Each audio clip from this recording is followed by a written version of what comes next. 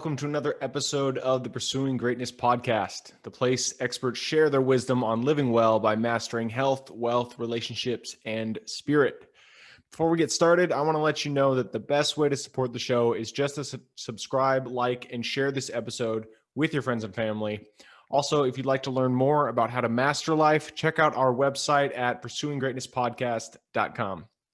With that said, I hope you enjoy the episode. We have a very special guest with us today, so grab your pen and paper and enjoy the journey.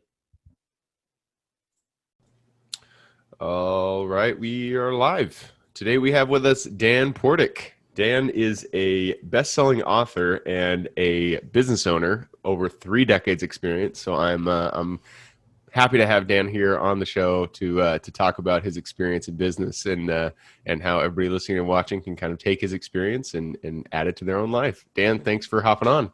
Oh, thanks for having me. This is great. Absolutely, yeah. To get us started, we always start with stories. So why don't you tell us a little bit about your story? How did you get to where you're at today? Sure. Well, I didn't know how far back I should go, but I'll start. Out of school, I actually started selling health club memberships back when those were really popular. And I learned how to sell, which was probably one of the biggest features or benefits I've had over the years building businesses. And I learned to do that through a gentleman named Tom Hopkins. And during the health club training, they had a teacher that was, we were training from his books, which was really kind of nice. So over the years, I've built businesses primarily in the video content marketing world and advertising world. I had an ad agency for 20 years in the Cleveland area and grew that pretty good size. And then we kind of reinvented ourselves around 2009 and became a video content marketing group. It was that seemed to be the real popular thing to do. And that really started taking off because we saw that was a nice niche for us in between like becoming a big agency and a freelancer. There was a nice niche where there wasn't a lot of competition at the time, where if you were going in as a big agency, you're competing against big agencies. But if you're going as a video production or video content marketing group, there's not that much competition. So we were able to get into some really big companies by doing that, and that's where BVS film production came about. Over that time, I'm starting to see, with the company I'm with now, BVS Film Productions, probably about 5 years ago, I started to see the market change, and I was able to do my same closes that I used with this gentleman, Tom Hopkins, online.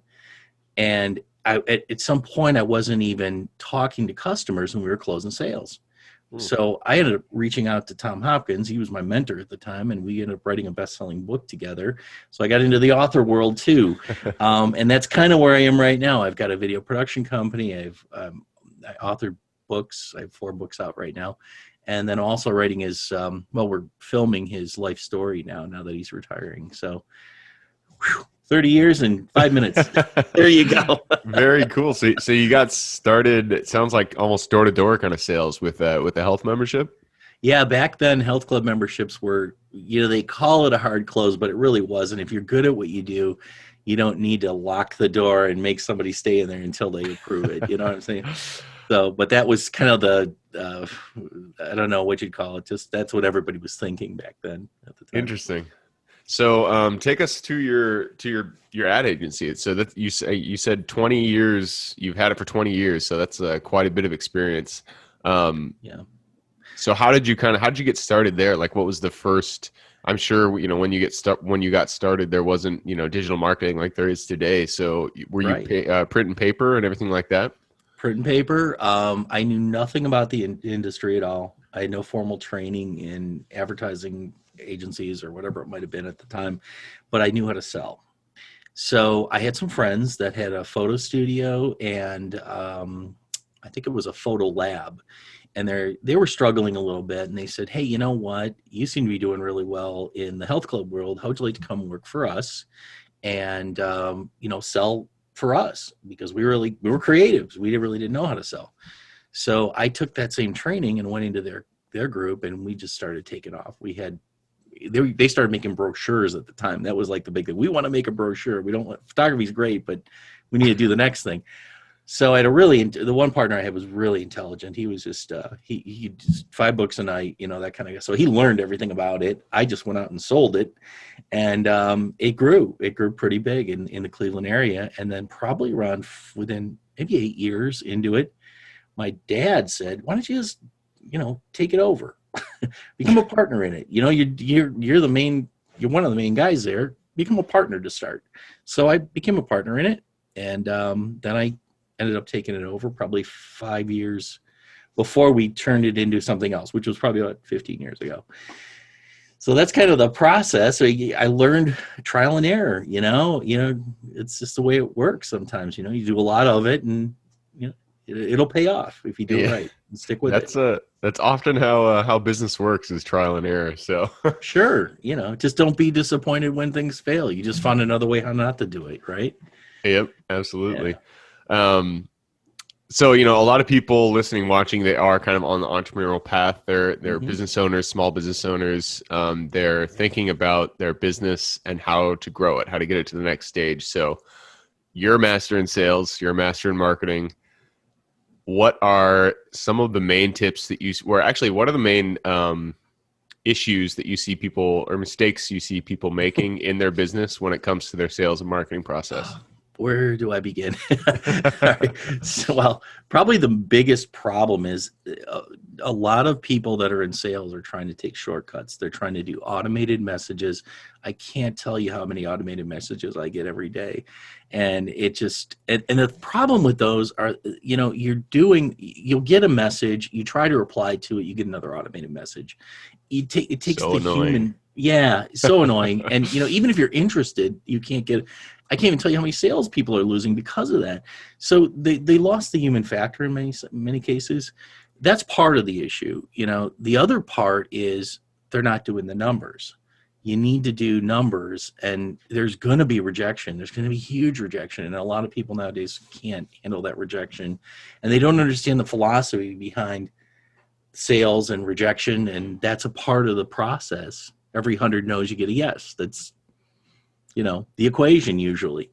Really? So I think that's just the way it is. I mean, that's direct sales. There are other type of sales, online sales. It's a different story, but direct sales definitely, that's important.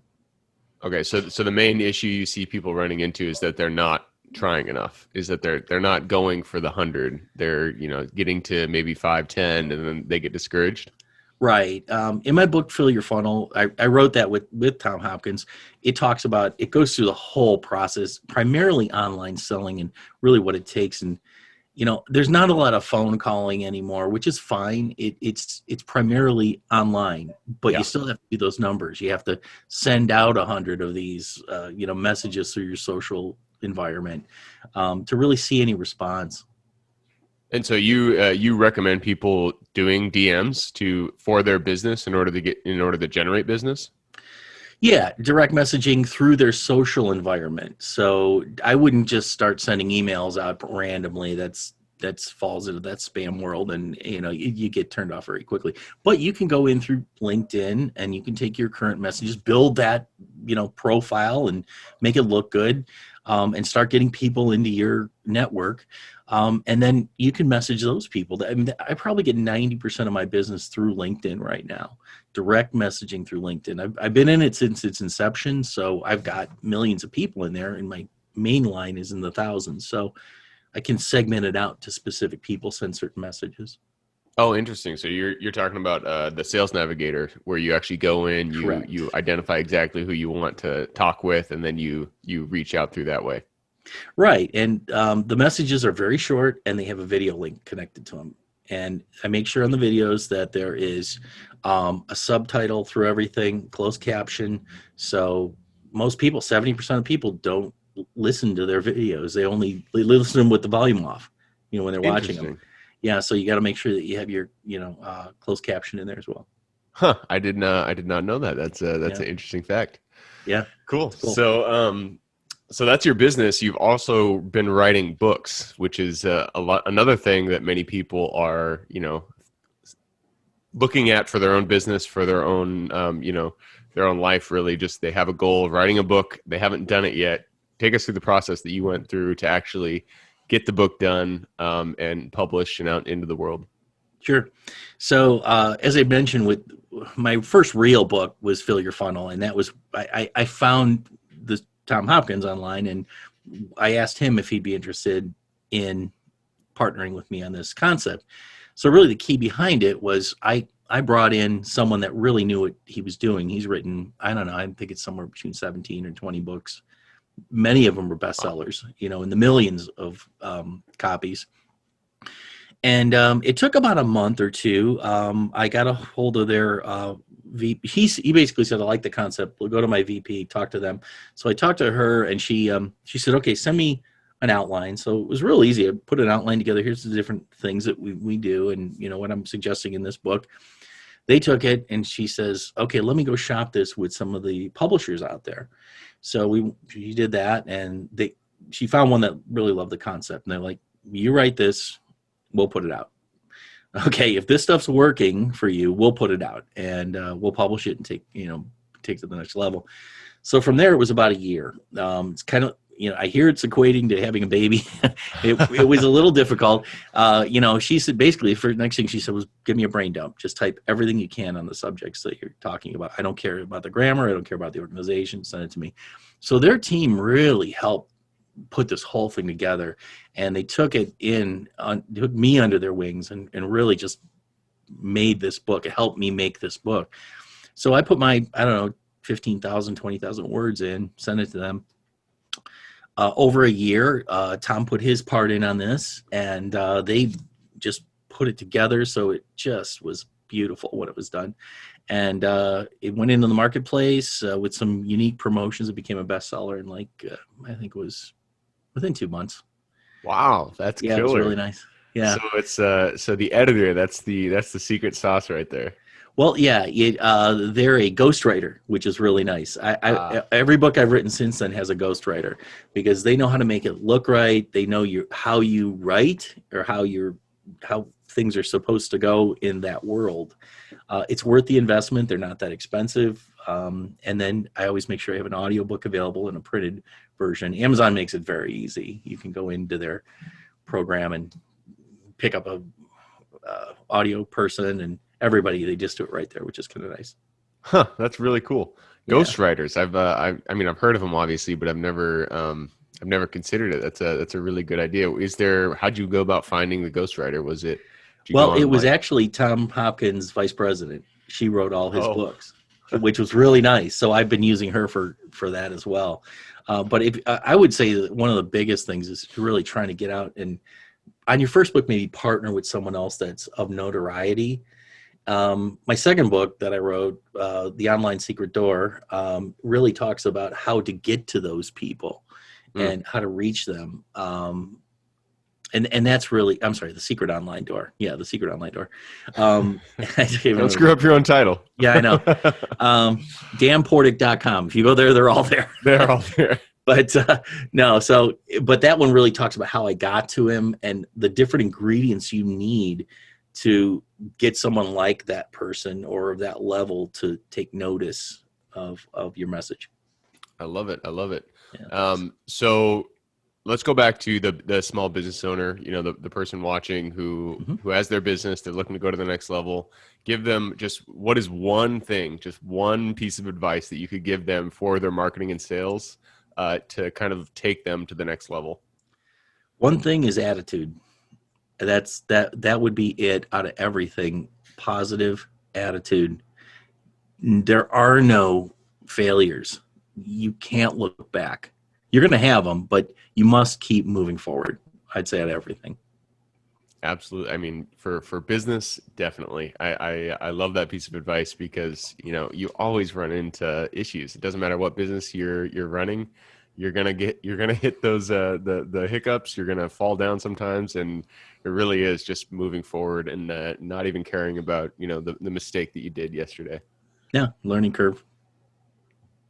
So I'm a big believer in, as you said, failures. Quote unquote failures. I think that failures are kind of what shape our character. What really help us to grow into the people that we need to become. So if you kind of look back over your career, 20 years, What is one of those pivotal moments, those pivotal quote unquote failures that you ran into?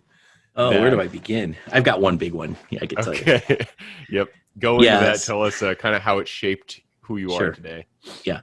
So 2009, my agency was really cranking. It was doing really well. I had big customers. We were hitting a good number dollar-wise. Again, like I know at the time I had maybe 12 employees, which is a good sized company. It was growing. It was a nice boutique company, and we were really building it. And I had one. I think the economy kind of did a hiccup in 2009. It went really south, and I put a lot of resources in building the business and trusting a lot of people that customers and employees that at one point they just kind of like jump ship all at the same time. So I went through, I don't know if you're familiar with, you'd have to really know wrestling, the whatever that WWF wrestling, but the 4-post massacre where they're all coming down at the same time. Jump from every side. It's pretty much what happened to me. And that was a brutal lesson on not having enough resources to build that business to the next level and have a backup with funds more than anything. But also the business model at the time was changing, and I didn't have the foresight to see beyond that. So I ended up having to close my business in 2009. The ad agency they had for 20 years, which was kind of a blow. It's one of those things, you build it for 20 years and you had to reinvent and come up with another way to do business. So I did do that and built it back up again. But in between there, I tried some other jobs. My wife said, "Why don't you try a couple of jobs?" And I said, I'll give it a shot, but it didn't work out very well.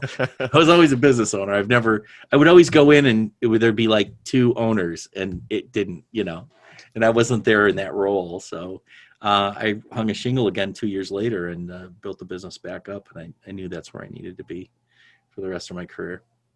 Absolutely. I mean, yeah, if you get started as a business owner, I can only imagine how difficult it would be to go back to a W-2 job and be in that position. It's a definite mind shift that you'd have to make at that point. Yeah, and this is one of those things. I tried it and I said, this isn't where I need to be. It was a good lesson learned. Yep. Awesome. Well, I'm pushing us into the quick question round. We are nearing the 20-minute mark. So this is a really easy questions. And then you're going to give us quick answers in response.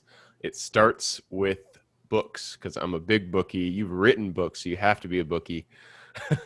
So we start with 2 book recommendations. Give me one for business or marketing, sales, whatever, in that area. And then one book recommendation for general life wisdom. Other than mine? You can give yours. There is no requirements here. All right. So one book that you really should get if you're going to go into sales and marketing is How to Master the Art of Selling by Tom Hopkins. It is the Bible of selling. It will teach you how to sell anything, anywhere. So that's one. Life lessons. That's a tough one. Tony Robbins, The Giant Within, I think is the name of it. That was a big one. That really helped me to get motivated to just in general in life. I've heard good reviews about that one. I haven't picked it up myself, but I've heard good things. Yeah, it's great. Awesome. Next question is habits. Habits are the foundation of our life. So if you could kind of look at your life and pick one habit that you feel has kind of contributed the most to your success today, what would that habit be? It's more of an obsession, I would think. My obsession to prospect. If I'm not prospecting, I start shaking almost. You got your Jones in for prospecting. I've got to get my 100 in. I got to get that in there. I have to do it. You got to be a maniac about that in my world. So prospecting, I love it. And that kind of goes to show the mentality that you have to have if you are in sales, because you're so good at it, but you need it. Like, that's part of who you are. It's part of what you do. And so I love it. Yeah. Next question is for your younger self. So if you could go back to the Dan who, 20, 30 years ago, who was just hanging his first shingle, just opening the door, go to him, grab his hand, look him in the eye, and give him one piece of advice moving forward in business, What would that piece of advice be? Don't party so much when you start making money. Straight Come up. on. That's you got to let them have that fun, right?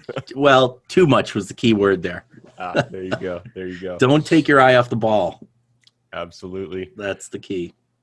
Next question is relaxation. We all need to unwind. So where is the place that you go to find to kind of find a little bit of R&R in your life? My wife and I like to go to the casinos. We do that. We'll just do little 2-day trips, go to some of the nicer casinos. Sometimes we'll go to North Carolina and just hang out there. Without issues now, it's just primarily casinos and a couple local places around here. We don't really do any heavy duty traveling. Yeah, but that's relaxing for me. COVID. Yeah. I mean, everybody has their own thing, and especially COVID times. Are the casinos even open? I feel like they they opened up about a month ago, and they're very social distancing every third machine. Just take enough to lose to have fun and enjoy it, and that's about it. Yep. Awesome. Final quick question is quotes. This one's a hard one for many guests because they don't have the full quote in their mind. So if you can't remember it fully, just give us the feeling behind the quote. So what is your favorite quote that you kind of live by? Do what you fear most. I love it. That's from Tom Hopkins. Do the thing you fear. That is great advice. I do have another one that I have on the wall really quick. Can I give one more? Yeah. Go for it. You must do the most productive thing at every given moment. I like that. Yeah. Kind of echoes the one thing. I can't remember who wrote that book, but do that one thing that you need to get done today. Don't wait. Just get it done. Right. Like it. Final question, and this one is for the guests. You've given us some good wisdom, good advice about marketing, sales. So some people out there, they want to get in contact with you. They want to ask you questions. How can they do that? They can do that by going to Dan Portik, DANPORTIK.com. I have an email there. They can reach me through that. They'll see my blogs, the books, everything that I'm doing. All these podcasts are on there as well. Awesome. And last thing, this is an opportunity for you to plug anything that any offer that you guys are kind of highlighting today. Go for it. Sure. So we have a kind of a standing offer that if you purchase one of the books, we'll send another one to you at no charge. So any one of my books, if you pick one up, and leave a review on Amazon so we know that you have it. And then from there, just email us and we'll send you one of our other books that we have in our library. Awesome. So danportik.com is the website. I will put that URL in the show notes. So if you want to reach out to Dan, click that little more under the description. It'll pop down. You can see the link there. Click through, say hi to Dan. Awesome, Dan. Well, thank you very much for hopping on the show today. For everybody who's with us, thank you guys for showing up. Pleasure. We could not do this without you. Again, the best way to support the show is just to subscribe, like, and share this episode with your friends and family. Other than that, I hope you guys have a good week, and I look forward to seeing you on the next episode.